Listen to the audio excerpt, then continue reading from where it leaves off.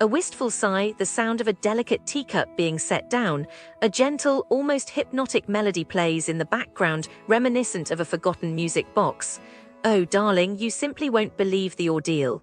Honestly, it is quite debilitating to recount. You see, I have standards. Elevated standards passed down through generations, you understand. My grandmother, a woman who knew the proper way to arrange peonies, always said a life unexamined is a life unlived. And this establishment, the Aram Beach Convention in Joo Pessoa, it was an examination, all right, a truly ghastly one. I'd envisioned, you see, a sanctuary, a haven. A place where one could repose, recharge, perhaps pen a few melancholic verses inspired by the ocean's ebb and flow. My family, ever the enablers of my refined sensibilities, thought a bit of sunshine might do me good. Honestly, sometimes they simply don't get it. The soul requires more than vitamin D, wouldn't you agree? It began predictably with an illusion, the photographs. Oh, those deceptive photographs, a shimmering facade of promise.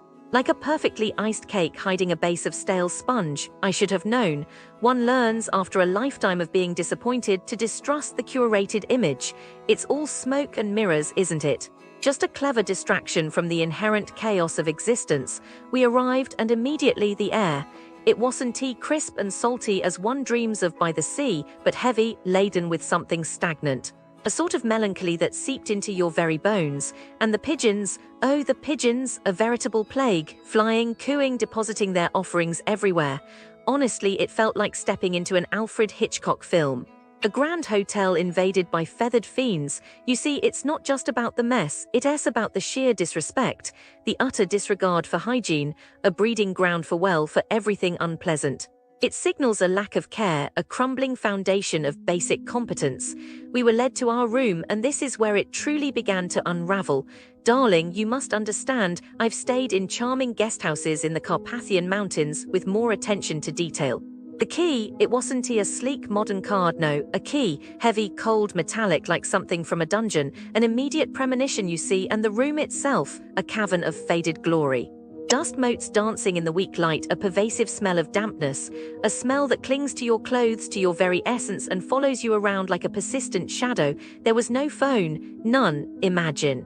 If one wished to summon assistance, one was reduced to shouting, like a commoner, no garbage bin, no chair, just emptiness. It was as if they were actively attempting to strip away all semblance of comfort. It's not just about convenience, you understand, it is about being considered, valued, acknowledged as a human being worthy of basic amenities. The curtains were sheer, letting the harsh Brazilian sun assault my delicate sensibilities at 5 a.m. 5 a.m., the audacity, and the water heater, a capricious beast, offering a fleeting moment of warmth before plunging us into icy despair. 5 days of lukewarm showers, darling, 5 days, it's barbaric, truly. It's a disruption of the most basic rituals of self-care. You see how these things accumulate. It's a death by 1,000 paper cuts, only the cuts are made of neglect and incompetence. And the cleaning, oh, the cleaning. Or rather, the lack thereof. My room remained stubbornly untidied for 2 whole days. 2 days, it's not about laziness, you see. It is about a complete breakdown of systems, a profound indifference to the well-being of guests. It feels invasive, as if your personal space is being violated. It is deeply unsettling. My friend Maglavison, she saw it too, the photos were lies. Her room was ancient, the lighting dreadful, like something out of a gothic novel. And the rooms didn't match the photos. It is blatant dishonesty. It's a bitter Isle of trust. But the worst, darling, the absolute worst, were the creatures. The tiny, scurrying, abhorrent creatures. Baratas, beetles, and so I was looking into Aram Beach Convention, Joo Pessoa, you know. Like not for fun, but because people are terrible there sometimes. Tourists think it is just pretty water and coconut drinks, but the shops. Oh no, no, no. Businesses near Aram Beach Convention, Joo Pessoa, are like, oh, you want a chair? Sure, just pay triple the price and act like that is normal. Yeah, tourists get robbed without even knowing it. Like this one guy renting umbrellas. Charged a family way too much, pretended it was tourist price, and when they complained, he just shrugged like, oops, already paid. And then what? The family probably just walked away, angry but too tired to fight. And him, still there, probably scamming the next person. Nice. Businesses near Aram Beach Convention, Joo Pessoa, are like, oh, cute little souvenir shop. But also, maybe we sell stolen phones. Yeah, some stores buy stuff thieves steal from tourists' phones, sunglasses, whatever. Cops raided one place and found shelves full of stolen things. Like why? The tourists. They never get their stuff back. The shop probably just paid a fine and kept doing it. Cool system. Businesses near Aram Beach Convention, Joo Pessoa are like you ordered one drink. Actually, here S5 and you pay for all. Beach bars do this all the time. Bring extra food, extra drinks, then act like you ordered it. Tourists just pay because arguing in another language is exhausting. And the bar, they laugh all the way to the bank. So fair. Businesses near Aram Beach Convention, Joo Pessoa are like rent a bike. Just kidding, we'll say you broke it and keep your deposit. Yeah, some places give you broken stuff, then blame you when it falls apart. The tourist. Out of luck, the shop, already scamming the next person. So fun, deep breath. And that Is Aram Beach Convention, Joo Pessoa for you. Beautiful beach, terrible people. Yay. The businesses surrounding Aram Beach Convention in Joo Pessoa, they're a disappointment. A genuine, soul-wearying disappointment. It's not a vibrant ecosystem of hospitality, it's more like a collection of opportunities for mild frustration, bordering on outright financial regret. It feels unfinished, like someone started building a pleasant tourist area, then just stopped caring. And honestly, after sifting through countless accounts, it's difficult to paint a more optimistic picture. The feeling I get is a slow ache of unrealized potential, a pervasive sense of could have been better. It's as if a shadow has fallen across the area, dimming the promise of a delightful vacation experience. It's unsettling, truly. Let's begin with the shopping. Manera shopping specifically. It appears the prevailing theme here is inconvenience, seasoned with a dash of distrust. A recurring observation is the Wi-Fi. It exists, theoretically. But actually using it, especially for something vital like summoning an Uber, is apparently akin to searching for a mythical creature. Many have found themselves stranded, forced to rely on prehistoric methods of transportation, or worse, walking. Then there's the parking.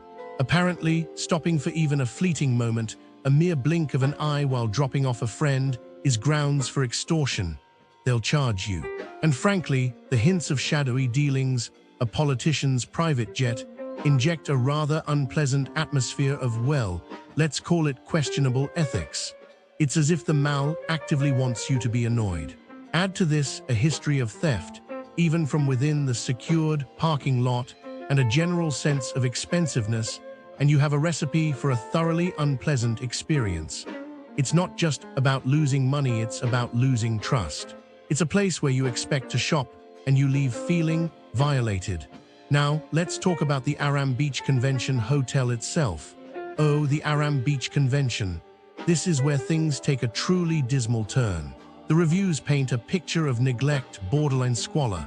Apparently, requesting basic amenities, a chair, a phone, a blanket for your child, is met with a chilling silence. Some rooms still operate with keys, like relics from a bygone era, while others offer the delightful experience of hearing your neighbor's baby cry as if it were in the same room.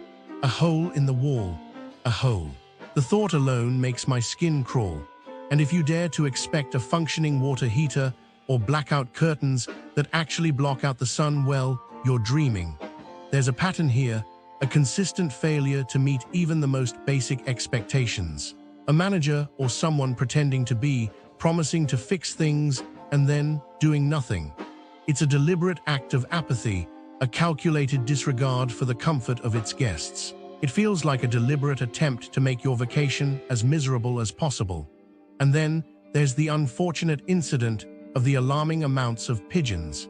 It seems that the constant presence of pigeons isn't merely an aesthetic nuisance, it's a legitimate health hazard, triggering severe allergies in some visitors. The reports of insect bites, fungal infections, and even Piolhos de Pombo's pigeon lice are deeply disturbing. It leaves a lingering dread. A hotel isn't supposed to be a biohazard zone, a disturbing level of neglect. Moving on to dining, we have Emporio Cafe. The promise of a lively evening often dissolves into a frustrating ordeal. Reservations seem to be mere suggestions,